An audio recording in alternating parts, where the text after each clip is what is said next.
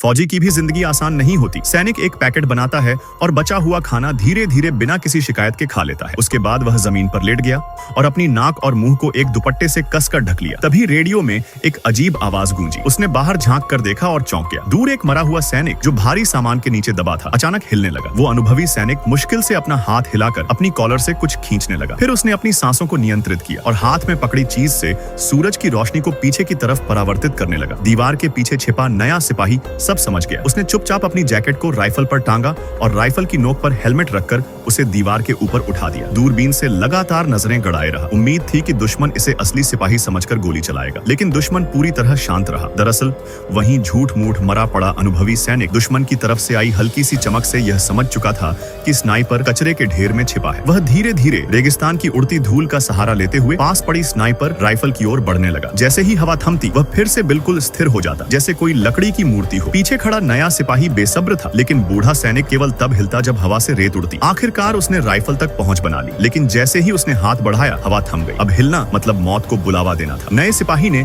चतुराई दिखाई। उसने अपनी राइफल उठाई और हवा में फायर करके दुश्मन का ध्यान भटका दिया। दुश्मन सतर्क हुआ और इधर उधर देखने लगा। सौभाग्य से तभी फिर से धूल उड़ने लगी। अनुभवी सैनिक ने तुरंत राइफल को सेट किया और 1500 मीटर दूर छिपे दुश्मन को निशाना बनाया। उसने 3 बार गोली चलाई, लेकिन हर बार निशाना चूक गया। जैसे ही वह फिर से गोली भरने लगा, तभी एक गोली आकर उसके हाथ पर लगी। नया सिपाही दौड़ते हुए उसकी मदद को आया, लेकिन जैसे ही दोनों मिलने ही वाले थे, दुश्मन की गोली सीधे बूढ़े सैनिक के सीने में जा लगी और उसने वहीं दम तोड़ दिया। नया सिपाही स्तब्ध रह गया। अब उसकी आंखों में सिर्फ एक ही बात थी, जिंदा लौटना। लेकिन सवाल ये है, क्या ये सिपाही जिंदा बच पाएगा? पार्ट 2 के लिए चैनल को सब्सक्राइब करें और कमेंट में लिखें पार्ट 2।